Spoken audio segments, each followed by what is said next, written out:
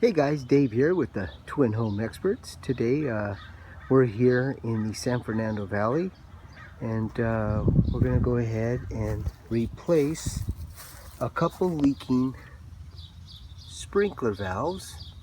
And the technical name for these types of valves are actuators because they're hooked up to a sprinkler timer box. And right there where the water's coming out, right here is called the solenoid, which is leaking pretty heavy. And you can also see that we're getting some leakage right here. So we're going to go ahead and show you how to replace this. It's pretty easy.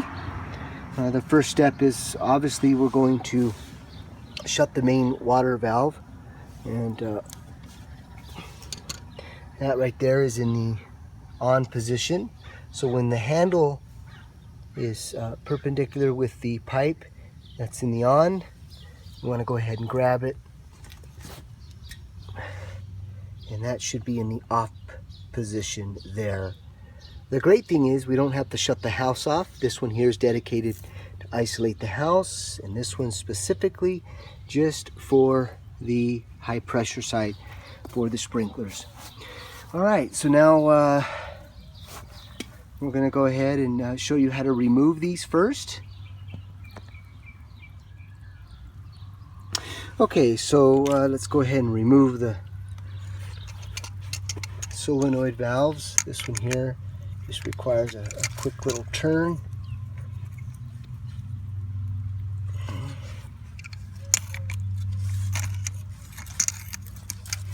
Just like that, and you could just counterclockwise remove the nut and slide it all off, and just put those to the side here.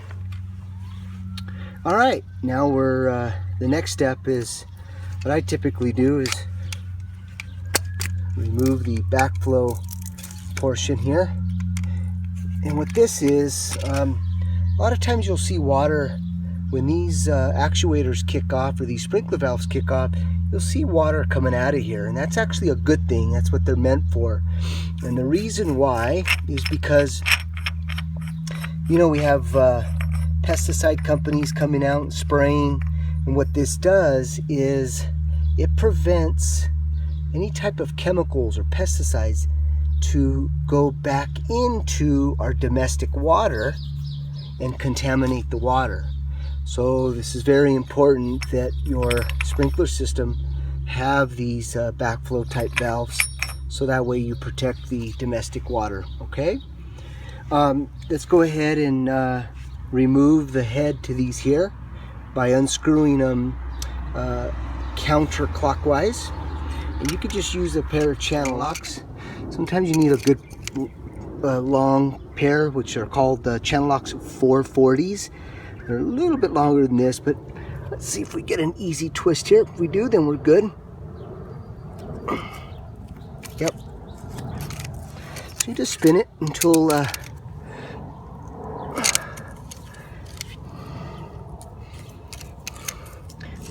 we go. A lot of times once you loosen it, you could just, again, counterclockwise spin them off. And then here. And then remove the backflow at kind of the same time. There you go.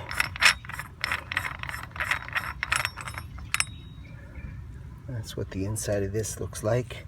There's a little washer in here as well.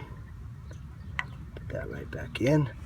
And let's continue removing the actuator. There it is. Just set that to the side here.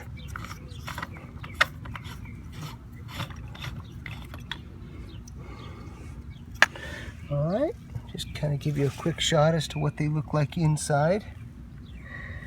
Now, one thing to consider is the reason why most of the time you don't really need to replace the valve bodies is because they're made of brass, and they usually are long lasting, they don't corrode or anything.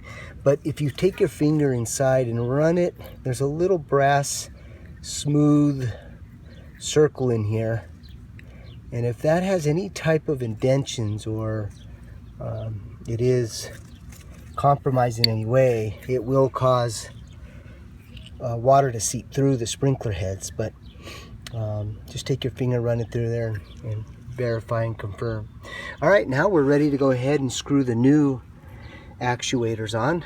So let's go ahead and grab those and put those in. Our brand new Superiors. This is our favorite one. There is Champion. We've had really good luck with Superiors. This is a 3/4. So the most important thing we need right now is the red washer that it comes with, which is this little guy right here. Okay, what you're going to do is take this and you're going to slide it. You're going to go ahead and slide this over to make sure that it's seated at the bottom part of the threads here, like that. Okay. And then you're going to go ahead and drop the new valve in, and then clockwise it should spin right in pretty easy, just like that.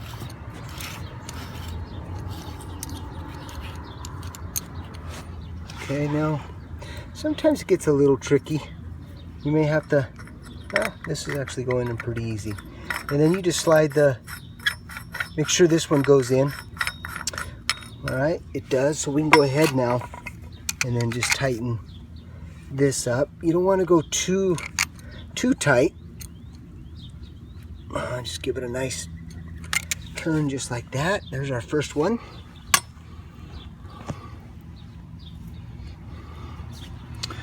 And here's the second one here. All right, for the second one, same thing. I'm doing this with one hand, folks, so just want to make sure I helping you out here, but that's what it looks like. And we'll go ahead and drop it in.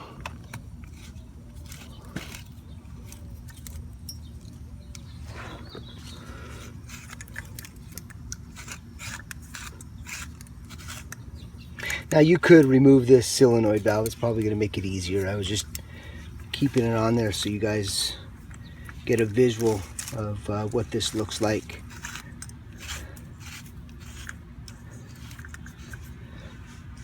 Just hand tighten that like that. Let's grab our channel locks again. And let's give it a nice little snug here. All right. Now we're ready to go ahead and put in back our backflow caps here. Make sure we have that washer in there. We don't want any leaks. And again, this is counterclockwise. These don't need to be real tight, being that they don't have any real standing water pressure.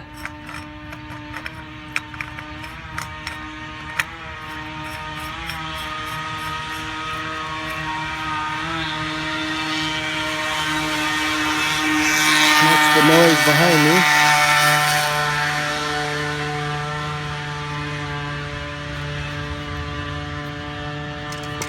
Alright, and then you just get your channel locks and just give it a little snug, nothing big, just like that. Alright, now that we've put everything back, we can go ahead now and turn our water back on to see if we have any more leaks. Now you can see the water coming out.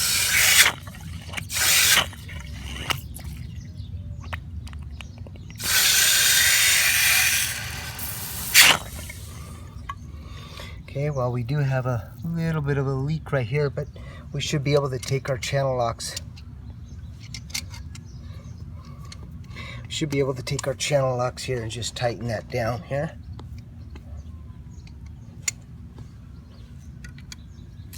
Yeah, you see how loose that is?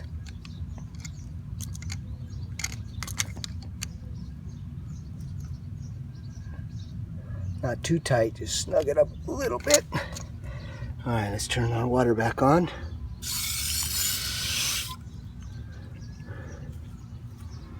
And look, it's looking pretty good.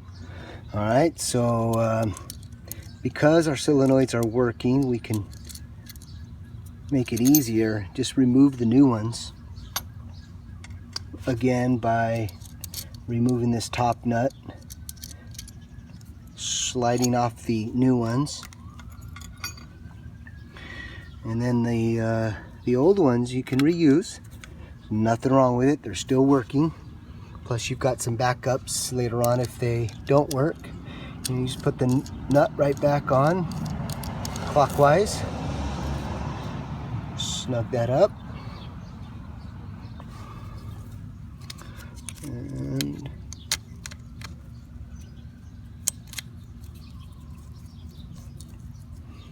try to line this one up here. Let's go this way with it. There you go. See how that just kind of clicked in? And again, clockwise there. And we'll get the channel locks here and just give it a snug.